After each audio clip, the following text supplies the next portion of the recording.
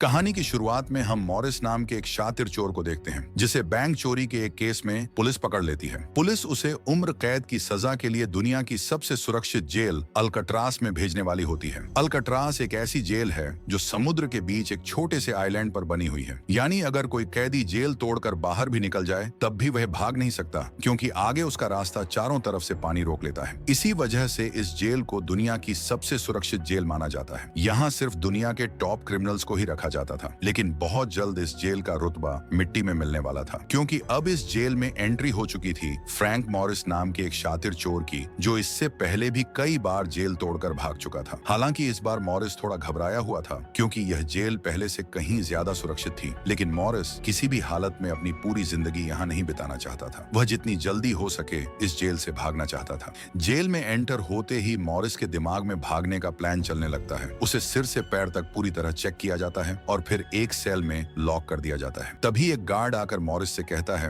Welcome to अल्कास। और यहीं से असली कहानी शुरू होती है। अचानक एक बेल बजती है और सभी सेल के गेट अपने आप खुल जाते हैं। अफसर सभी कैदियों को बाहर बुलाते हैं। इस जेल का डिसिप्लिन बहुत सख्त होता है। कैदियों को सफाई के नियम और तय समय पर सेल में जाने के नियमों को सख्ती से फॉलो करना पड़ता है। सभी कैदी एक जैसी यूनिफॉर्म पहनकर लाइन में खड़े होकर ब्रेकफास्ट लेने आते हैं। उसी लाइन में मॉरिस के सामने लिटमस नाम का एक कैदी खड़ा होता है। मॉरिस पूछता है, मुझे तो कांटा ही नहीं मिला, अब मैं नूडल्स कैसे खाऊं? इस पर लिटमस उससे कहता है, अरे ये तेरा घर नहीं है जो मिला है, चुपचाप वहीं खा ले। तभी वुल्फ नाम का एक खतरनाक कैदी मॉरिस को चिढ़ाने लगता है। जेल में हर एक कैदी वुल्फ से परेशान था। वह सभी पर अपनी मनमानी चलाता था और उस पर कई गंभीर अपराधों के केस भी दर्ज थे। इस जेल में एक से बढ़कर एक खतरनाक कैदी रखे गए थे। इसी दौरान लिटमस मॉरिस से थोड़ा खाना मांगता है और मॉरिस अपनी प्लेट उसे दे देता है। जब मॉरिस टेबल के नीचे झांक कर देखता है तो उसे पता चलता है कि लिटमस खुद खाना नहीं खा रहा, बल्कि वह खाना एक चूहे को खिला रहा है। रात में एक गार्ड मॉरिस को वार्डन के पास ले जाता है। जब मॉरिस वार्डन के ऑफिस में पहुंचता है तो वार्डन उससे कहता है, मैं जानता हूं कि तुम बहुत शार्प माइंड और इंटेलिजेंट हो, लेकिन यहाँ यह सब किसी काम का नहीं है। तुम्हारे जैसे कई लोग यहाँ आए और गए, लेकिन आज तक कोई यहाँ से बच नहीं पाया। वार्डन आगे कहता है कि यहाँ कैदियों को बहुत सख्त नियमों का पालन करना पड़ता है। 2 महीने में सिर्फ एक बार ही कोई मिलने आ सकता है, और वह भी तब जब उसका मूड अच्छा हो। वार्डन बेहद सख्त इंसान था जो छोटी सी गलती पर भी कैदियों को कड़ी सजा देता था। वार्डन मॉरिस को चेतावनी देता है, यहाँ से भागने का ख्याल भी मत करना, वरना तुम्हारे टुकड़े टुकड़े कर दिए जाएंगे। इस पर मॉरिस जवाब देता है, नहीं सर, आपके रहते हुए यहाँ से कौन भागने की सोच सकता है। लेकिन सच्चाई ये थी कि पहले ही दिन से मॉरिस के दिमाग में जेल से भागने की प्लानिंग शुरू हो चुकी थी। इसी दौरान मौका देकर मॉरिस वार्डन का नेल कट्टर चुरा लेता है। वैसे तो वह बहुत छोटी सी चीज थी,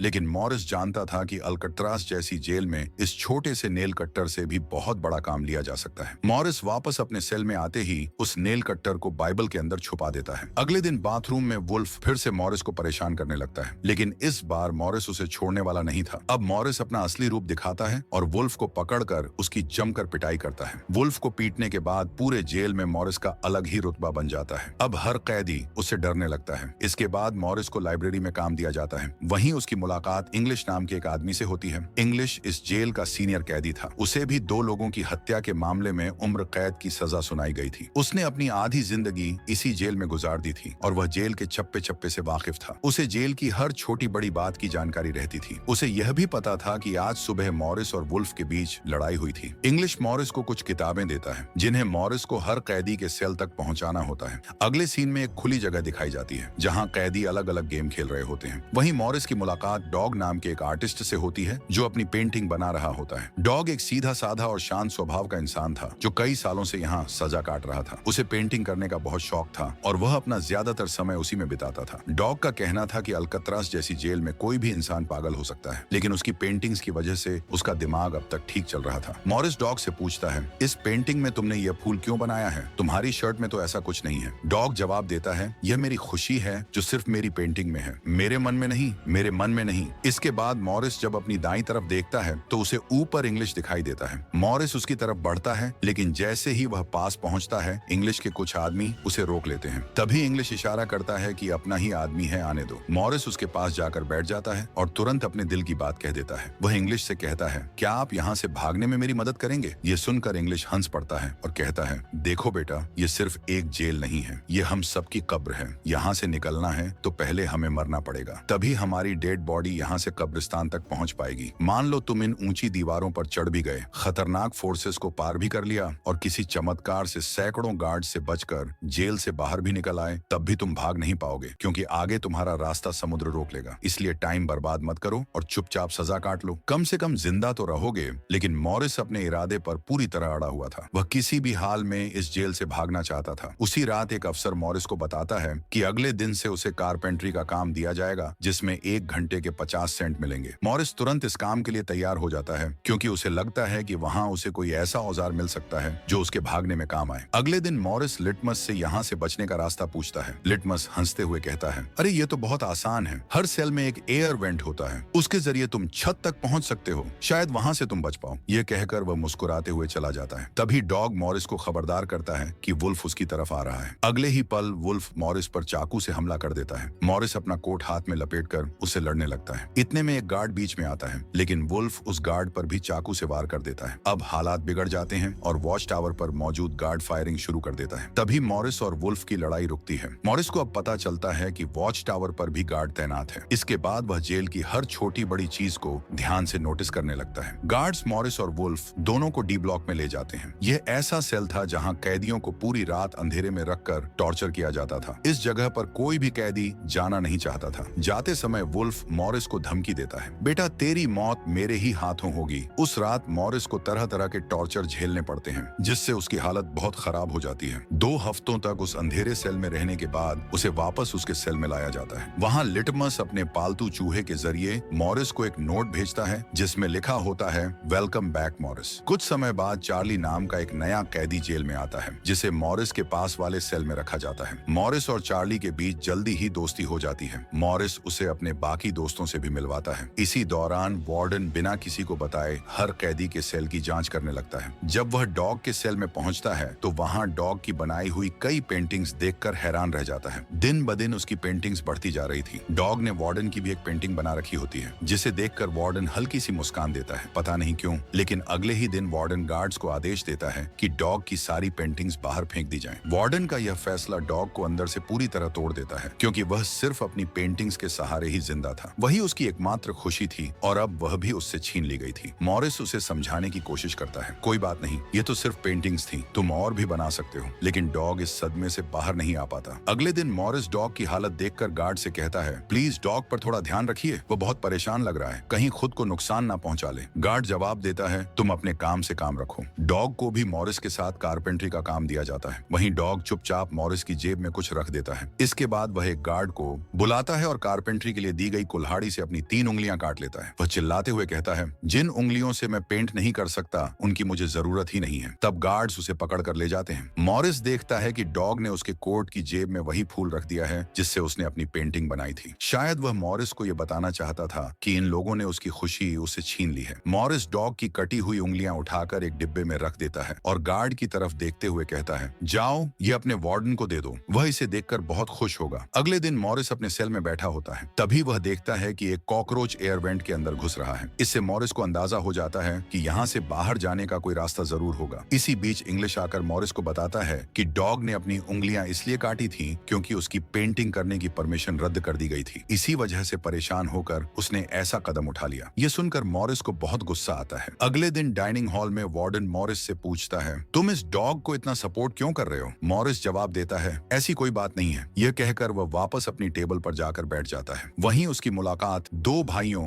जॉन और क्लियरेंस से होती है। मॉरिस उनसे ऐसे बात करता है जैसे वह उन्हें पहले से जानता हो। असल में जॉन और क्लियरेंस किसी दूसरी जेल में मॉरिस के गैंग का हिस्सा रह चुके थे। अब जॉन को जेल से भागने का प्लान आसान लगने लगता है क्योंकि यह दोनों भाई भी मॉरिस की तरह शार्प माइंड थे। अब यह तीनों मिलकर जेल से भागने की प्लानिंग शुरू कर देते हैं। दोपहर के समय चार्ली की गर्लफ्रेंड उससे मिलने आती है। वहीं दूसरी तरफ इंग्लिश की बेटी उससे मिलने पहुंचती है। अपनी बेटी को देखकर इंग्लिश की आंखों में आंसू आ जाते हैं क्योंकि उसकी गैर मौजूदगी में उसकी बेटी काफी बड़ी हो चुकी थी। इंग्लिश को अपनी बेटी का बचपन ना देख पाने का गहरा अफसोस होता है। दूसरी ओर चार्ली की पत्नी उसे बताती है कि उसकी माँ बहुत बीमार है और डॉक्टरों का कहना है कि वह कुछ महीनों से ज्यादा नहीं जी पाएंगी। ये सुनकर चार्ली भी अल्कट्राज से भागने के बारे में सोचने लगता है। तभी एक गार्ड आकर कहता है कि मिलने का समय खत्म हो चुका है। अब चार्ली बहुत परेशान हो जाता है। उसी रात वह मॉरिस से कहता है, अगर तुम यहाँ से भागने का कोई प्लान बनाओ तो मुझे भी उसमें शामिल करना। अगले दिन मॉरिस, चार्ली, जॉन और क्लेरेंस की एक मीटिंग होती है। मॉरिस उन्हें बताता है कि हर सेल का एयर वेंट ऊपर छत पर खुलता है। दूसरी बात यह है कि यह जेल खारे पानी से भरे समुद्र के बीच बनी है, जिसकी वजह से इसकी दीवारें धीरे धीरे कमजोर हो चुकी हैं। मेरे पास एक नेल कट्टर है और मैंने खुदाई पहले ही शुरू कर दी है। अगर मैं थोड़ा थोड़ा करके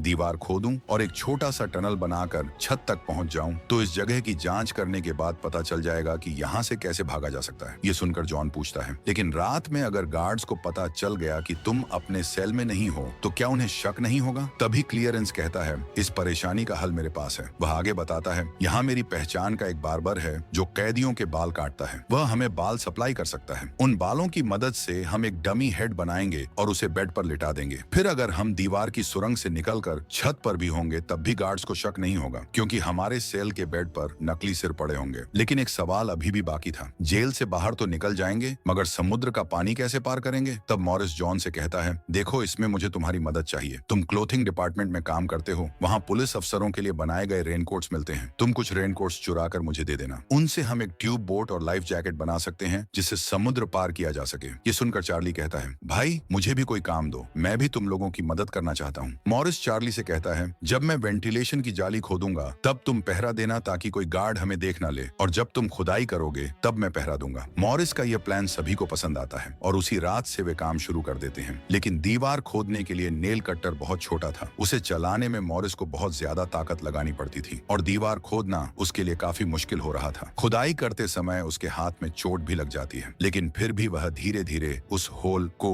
बड़ा करने लगता है। अगले दिन खाने की टेबल पर मॉरिस अपने दोस्तों से कहता है, मुझे खुदाई के लिए किसी बड़े औजार की जरूरत है। सिर्फ नेल कट्टर से दीवार खोदना बहुत मुश्किल हो रहा है। तभी मॉरिस अपने हाथ में पकड़े चम्मच को देखता है और उसके दिमाग में एक आइडिया आता है। वह जानबूझकर चम्मच को अपने जूते पर घिसकर गंदा कर देता है। इसके बाद मॉरिस गार्ड को बुलाकर कहता है, ये चम्मच गंदा है, मुझे दूसरा चम्मच दीजिए। उसी समय बाकी कैदी भी गार्ड से अपने अपने चम्मच बदलने की रिक्वेस्ट करने लगते हैं। गार्ड को इसमें कोई गड़बड़ नजर नहीं आती और वह तुरंत चम्मच बदलने की इजाजत दे देता है। इसके बाद मॉरिस सीधे उस टेबल की तरफ बढ़ता है जहां एक और सिक्योरिटी गार्ड बैठा होता है। जैसे ही वह टेबल पर रखे चम्मच बदलने लगता है, तभी जॉन वहां मौजूद गार्ड को बातों में उलझा लेता है। इसी मौके का फायदा उठाकर मॉरिस एक की जगह 2 चम्मच उठा लेता है और उनमें से एक को अपनी जेब में छुपा लेता है, जिसके बाद वह चुपचाप अपने सेल में वापस चला जाता है। रात को इंग्लिश मॉरिस को किताबें देने आता है। तब मॉरिस उससे पूछता है, क्या यहाँ वेल्डिंग से जुड़ा कोई इक्विपमेंट मिलेगा? इंग्लिश समझ जाता है कि मॉरिस के सिर पर अब भी जेल से भागने का भूत सवार है। वह कहता है, मैं तुम्हें पहले भी बता चुका हूँ कि तुम्हारी कोशिश बेकार है। तुम पकड़े जाओगे और शायद अपनी जान भी गवा दोगे। इतने सालों में मेरे दिमाग में कभी भागने का ख्याल नहीं आया, क्योंकि मैं जानता हूँ कि यह नामुमकिन है। लेकिन अगर तुम जिद्दी हो तो मैं क्या कर सकता हूँ, कोशिश कर लो। लेकिन मॉरिस पर उसकी चेतावनी का कोई असर नहीं होता। अगले दिन मॉरिस लिटमस से माचिस मांगता है और कहता है, अगर तुम मेरी मदद करोगे तो मैं हर दिन अपने हिस्से का खाना तुम्हारे चूहे को दूंगा। लिटमस खुश होकर यह डील मान लेता है, क्योंकि उसे अपना चूहा बहुत पसंद था। उसी रात लिटमस चुपचाप मॉरिस को माचिस पहुंचा देता है। मॉरिस नेल कट्टर का एक हैंडल निकालता है जिससे वह एक छोटा सा बेलचा बनाने वाला होता है। फिर वह चम्मच को तोड़कर नेल कट्टर के हैंडल के साथ जोड़ देता है। इसके बाद माचिस जलाकर दोनों को अच्छी तरह वेल्ड करता है और एक नुकीला औजार तैयार कर लेता है। अब मॉरिस वेंट के चारों ओर खुदाई शुरू कर देता है। चार्ली बाहर पहरा देता है। अगर कोई गार्ड उस तरफ आता तो चार्ली तुरंत सीटी बजाकर मॉरिस को सिग्नल देने वाला था, लेकिन पहरा देते देते चार्ली की आंख लग जाती है और उसी वक्त वहां एक गार्ड आ जाता है। खुशकिस्मती से उसी समय इंग्लिश बीच में आकर उस गार्ड का ध्यान भटका देता है। इंग्लिश की बातचीत सुनते हुए चार्ली की आंख भी खुल जाती है, लेकिन घबराहट में वह सीटी नहीं बजा पाता और उसके हाथ से एक चीज नीचे गिर जाती है। मॉरिस उसका इशारा समझ जाता है और तुरंत वेंट को ढककर बेड पर लेट जाता है। गार्ड पूछता है, यहाँ कुछ जलने जैसी स्मेल आ रही है। मॉरिस जवाब देता है, सर आपके रहते कोई स्मोक करने की हिम्मत कैसे कर सकता है, मुझे तो कोई बदबू नहीं आ रही। गार्ड को यह सुनकर तसल्ली हो जाती है कि चलो कोई तो उसकी इज्जत करता है, और वह वहां से चला जाता है। गार्ड के जाते ही मॉरिस वेंट के चारों ओर की कंक्रीट निकाल देता है, लेकिन तभी वह देखता है कि वेंटिलेशन की जाली में पेच भी लगे हुए हैं, जिन्हें काटने के लिए किसी शार्प औजार की जरूरत होगी। इस दौरान जब भी मॉरिस को बाहर जाने का मौका मिलता,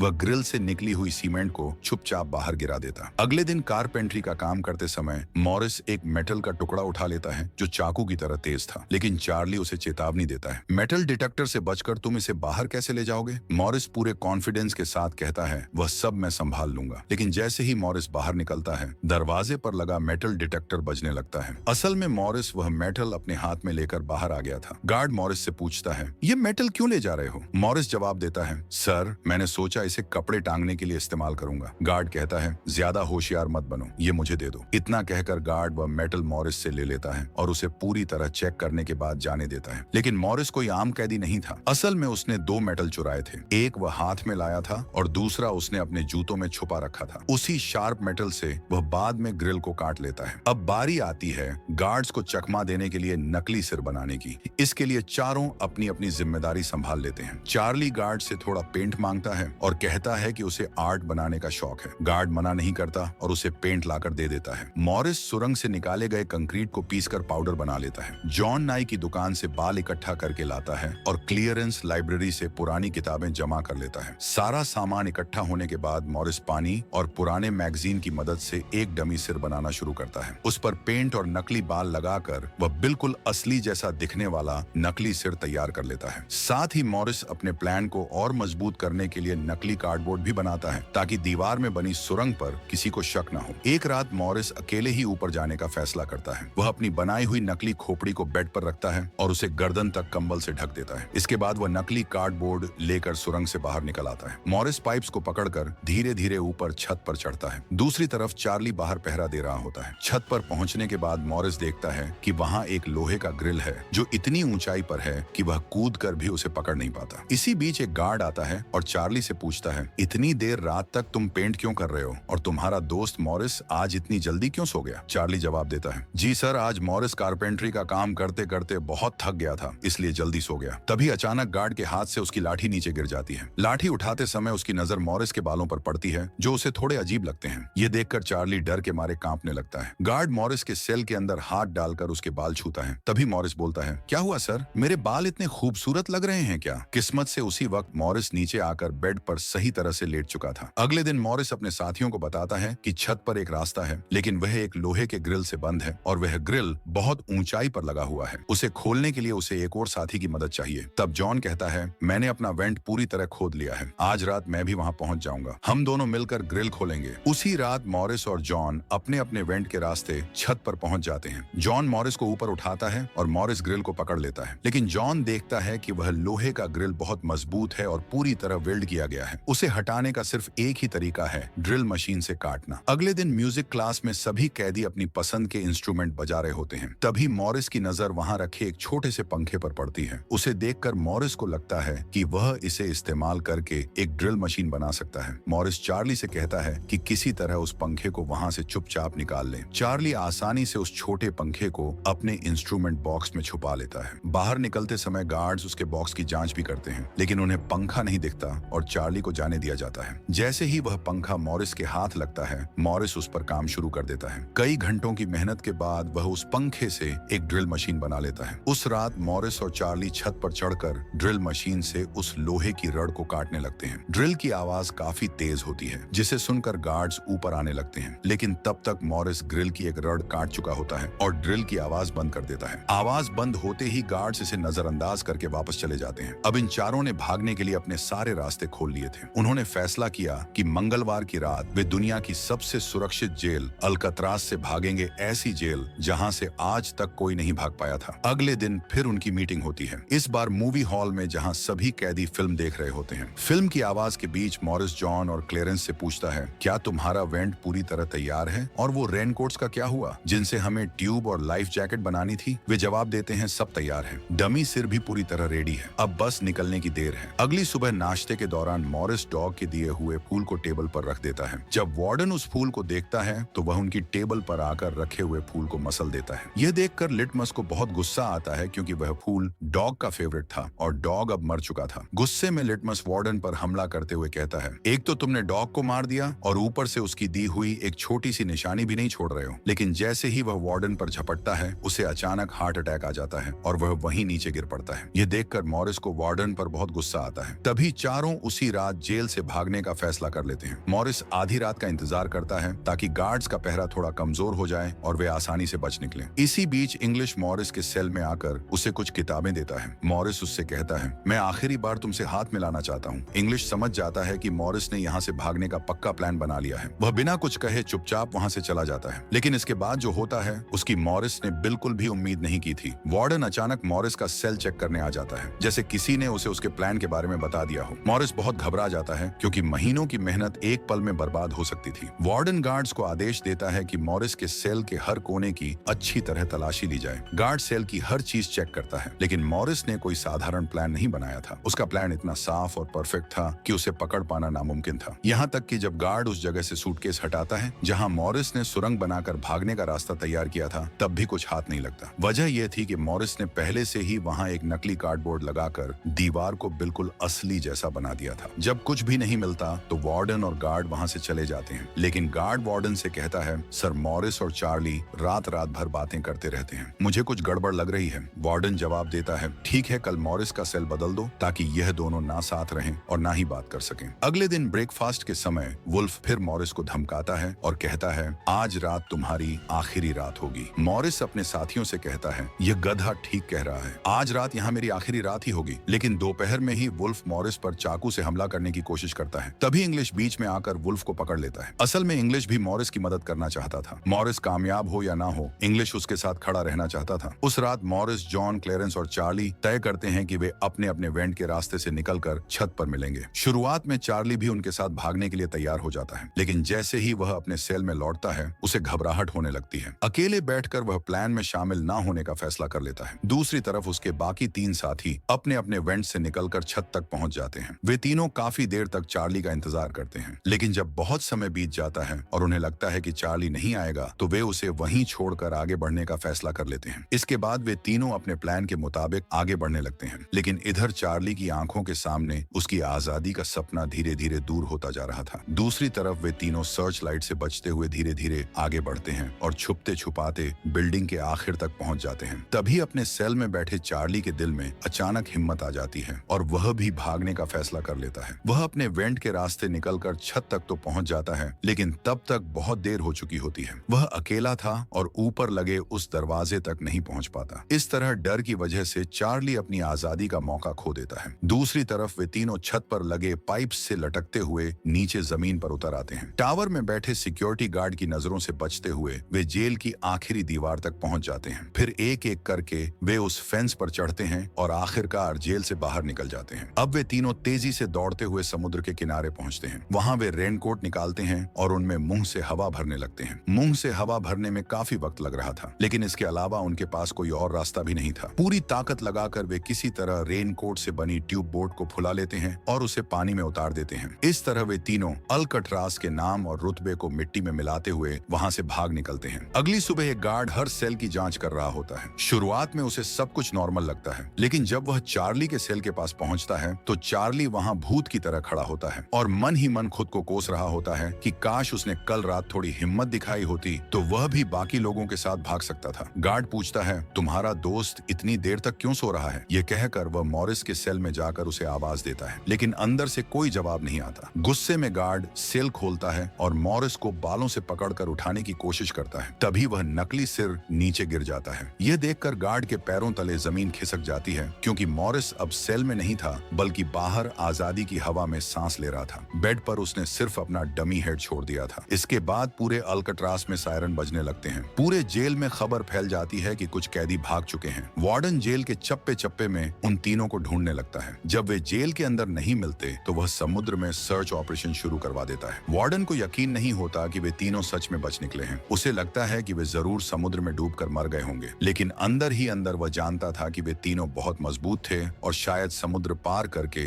आजादी की सांस ले रहे होंगे। इसके बाद हेडक्वार्टर से आए अफसर वार्डन से सवाल पर सवाल करने लगते हैं। तुम क्या कर रहे थे जब वे तीनों भाग निकले? वार्डन बहुत टेंशन में आ जाता है। तभी उसे वहां डॉग का वही फेवरेट पूल मिलता है। इससे साफ हो जाता है कि मॉरिस वार्डन से डॉग का बदला भी लेना चाहता था। थोड़ी देर बाद सर्च टीम का हेड आकर बताता है, सर हर जगह सर्च हो चुका है, लेकिन उनकी बॉडीज नहीं मिली। अब अपनी नौकरी और इमेज बचाने के लिए वार्डन आदेश देता है, जैसा मैं कहता हूँ वैसी ही रिपोर्ट लिखो कि उन्होंने भागने की कोशिश की, लेकिन तीनों समुद्र में डूबकर मर गए। लेकिन वार्डन की इस बात पर किसी को भी पूरी तरह भरोसा नहीं होता। इसके बाद फ्रैंक मॉरिस अल्कट्रास जेल तोड़ने वाला इंसान बनकर पूरी दुनिया में एक जीनियस के तौर पर मशहूर हो जाता है। इस घटना के 1 साल बाद अल्कट्रास जेल को बंद कर दिया जाता है, क्योंकि अब यह भरोसा नहीं रहा था कि यहाँ से कोई नहीं भाग सकता। इसी के साथ सच्ची घटना पर आधारित ये फिल्म खत्म हो जाती है।